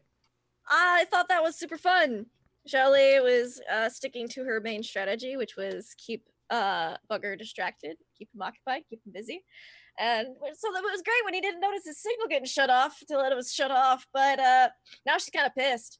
So we'll see what a very displeased Zhao Li does next week in a combat scenario, because she doesn't fight. So we'll see what happens. It'll be great. You can find me in the meanwhile on Laugh Love Lindy on Twitch and Twitter, where I do all sorts of tabletop RPGs, video games, all sorts of fun stuff. Tonight I will be on Little Red Dot's channel playing Fate of Cthulhu Part 2. It's super awesome. I'm gonna be a cyberpunk hacker. It's a lot of fun. I'll be back here next Sunday this Sunday for Pulp Cthulhu, but before Pulp Cthulhu is RPGN on WebDM's channel. We are being back this Sunday. I'm super hyped, so send in awesome clips from the shows because we want to see them, we want to throw them up. And the rest of my schedule, I'll be posting on my Twitter for the rest of the week, but you can usually find me and Greg chilling on Encounter Roleplay and stuff, and Tomes and Tentacles podcast. That's I'm absolutely right. addicted to games. We're always together. It's either me and Lindy and Lauren, or me and Lauren. I can't get away. I just turn and I always see, or me and Pro. Now it's getting to be me and Pro. I just turn and, let's go over to Pro. What a segue. I'm a boss at this. Pro, what did you think, brother? Good, great as always. Love the scene with me and Bai. Just love those like great RP sessions. We just get to like really focus in on those characters. Great everyone else as well, as always. Greg, I love how you do things and how you run things. But no, I am Pro Restarter. You can catch me on Twitch, Twitter, and YouTube, all the same name. On my channel, I run through stuff Tuesday to Thursday, and soon to be Saturdays as well coming up. But this Sunday at 6 p.m. BST, I'll be running it's Path of the Demon Lord, but Shadow of the Demon Lord game. Done by me on Lorelenia's channel. It's gonna be great. It's gonna be grimdark. People are gonna die. It's gonna be random madness. Super fun. And I also get to see Greg as well at 2 p.m. BST Sunday morning. So I'm just gonna see everyone all the time. I never sleep. Help me. Fantastic, brother. And let's drop on down to Josh. Josh, what do you think? Your favorite people are back. I'm sure you're terribly happy with me. I may have to. Yeah, I may have to actually round them out of the sky this time. We need guns. I need guns on my ship. That's what I need in my life. Guns get you noticed when you land. I need. I have a weapon. You're not gonna like it though. It's my ship. 50% of the ship is mine. You damage more than your 25% of the ship, and I'm going to damage that remaining 25% of you. Okay, but, well, I'm just telling you that me and the doctor are the only people who actually know where the giant fucking explosive device is hidden in the ship. Because no one else knows, so we are armed. Okay, so my name is Josh, sometimes known as Encounter Josh. You can find me on Encounter Roleplay on Tuesdays, doing the Long March. Just before that, I do a crazy little show called Vecna Lives with Lindy, who literally blew my freaking mind last episode. It was the greatest. If you guys aren't watching, you need go watch it. Do the thing. Do the thing. It's on the Greyhawk channel. It was absolutely amazing. You have to watch all the episodes. It's great. I play with an amazing cast. I'm super lucky. Then I'm in the Long March an hour later on Encounter Roleplay with Tia and a few other wonderful people, including Will and all that. And then after that, I'm with Kobold Press on the Midgard campaign, which is absolutely amazing. And it's run by Dan Dillon, who helped write Midgard. That's pretty fucking cool. Wouldn't you agree? Of course you agree. Look at you. You're so clever. Yeah, you specifically. Not you. You. Yeah. You're wonderful. I love you. So yeah, check me out. And I've rambled on too long. So, okay, bye. No such thing as rambling on too long. Did you know who you're talking to? Yeah. Tia, how are you doing? And where can we find you as I plug in chat? Oh, me. Okay. You cut out That's there for a wrong. second. I was like, who's he introducing? Oh, it's me. Hi, guys. I'm sorry. My Discord did not work, but that is okay. My name is Laura Lania. I had a great time because I got to pull my gun out, and that always makes me really happy. I'm actually we're talking a little something in the private chat for next week. I think you're gonna want to stick around. It's gonna be fun. Why does nobody respect the fact that I'm the captain of the Scorium ship? Why does nobody listen? Because you were like, hey, look, there's a ship that's been savaged by pirates, yet still inexplicably has very valuable loot on it. Let's attach ourselves to it. Let's. I like stuff. I had a great time. I had a great time. It's not my fault that she is a scavenger. Actually, it is because I made her. I love and I hate Fridays because it's a 2-hour-long Firefly session. I feel like right when you're just the master of cliffhangers, dude. Like, I hate you so much. It's so brutal. You are really good. Yeah, it hurts my feelings. I just want to punch them in the face now. You can find me on Mighty Zimmer, Twitter, Twitch. Just click on my name on chat, hit that follow button. I run a Dungeons and Dragons Discord server, which is open 24/7. We use a combination of Discord and our friends over at Roll20, and we combine the magic of tabletop role-playing games into text-based role-playing. Some of you older folks might remember MUDs, forum-based role-playing, all that good stuff. We do that over there. Sunday, the man that is below me here, but I don't know where he is on the screen, Pro Restarter, is going to be running a show out of my channel. It's going to be episode 1, possibly, of many seasons. I'm really excited because I want to start expanding into other shows, like many of our awesome people here in the role-playing universe. Encounter Roleplay, Grimjack, maybe some guys like called Geek and Sundry, I think, something like that. But I'm trying to follow in the bigger footsteps of people, and I'm delighted to have Pro Restarter on the show. On Tuesdays, I'm a part of the Long March, which Encounter Josh runs over on Encounter Roleplay. I'm also a part of that same Midgard campaign. Fridays, you can find me here. And in a couple of hours, you can actually find me playing a Faerun campaign where I am going to kill the Queen of Spiders. That's right. And it's going to be real awkward. Yeah. We're gonna have a real awkward talk about that. But I can't wait to see you guys again soon. Follow me. Love you. Fantastic. And last but certainly not least, the man that is currently being held at gunpoint with our dear Elizabeth by none other than presumably Junior McNamara, captain of the Dauntless, by Eric. Hey everybody, I'm Eric. I love this game. It's super fun. I am I've been kind of like all over the place with streaming and things like that, and I just want to do more role playing. Now that I have a job that lets me kind of do more role playing and stuff like that, I can safely kind of do more than I was doing before. And I was already doing a lot, so I'm super excited to get some more stuff. And I have a lot of things. I don't know. I can't really talk about anything right now, which is kind of the sad part because nothing is like fully, everything's still kind of cooking. But just follow me on Twitter and you'll see. Absolutely. Follow all of these lovely people on Twitter. I will hit you up with them again as they are awesome. And throw them follows on Twitch. And that follows all around, everybody. It's Friday. Get those follow buttons, fingers working and flicking.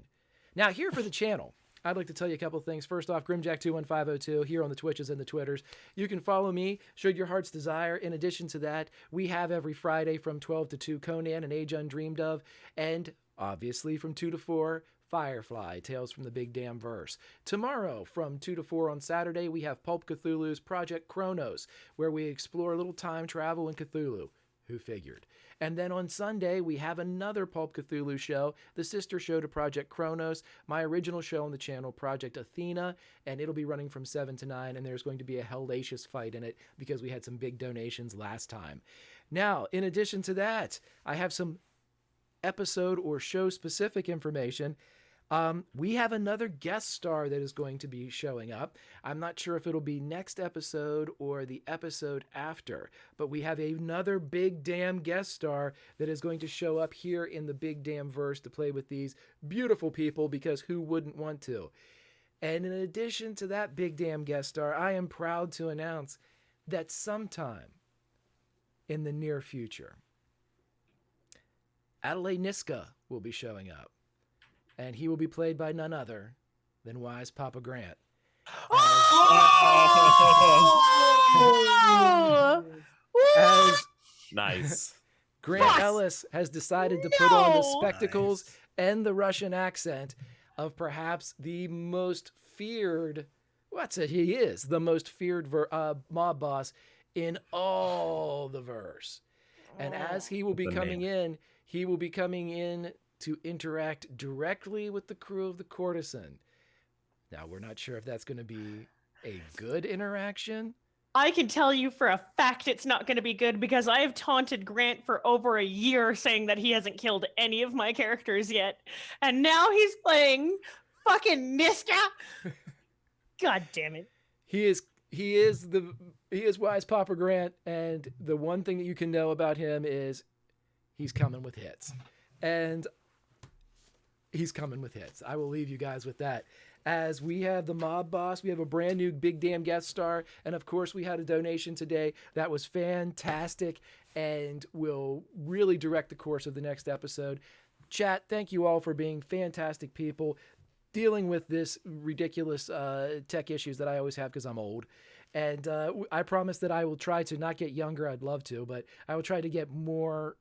I'll try to get more betters, and then I'll work on my grammar a bit as well. But until next time, everybody, I'd like you to sit back, relax, and remember exactly why you're here. Because Fox canceled our favorite fucking TV show. And this is the only way we can relive it, is through Joss Whedon's Sandbox. And Joss, if you ever see this in 50 years after I'm long past and you've survived because of the technology your rich ass can afford, know that we love you. And we thank you so much for creating a fantastic world. And those fuckers at Fox stole it from us, but we're going to steal it back. So ladies and gentlemen, boys and girls, brown coats of all ages, by God, we'll see you next week.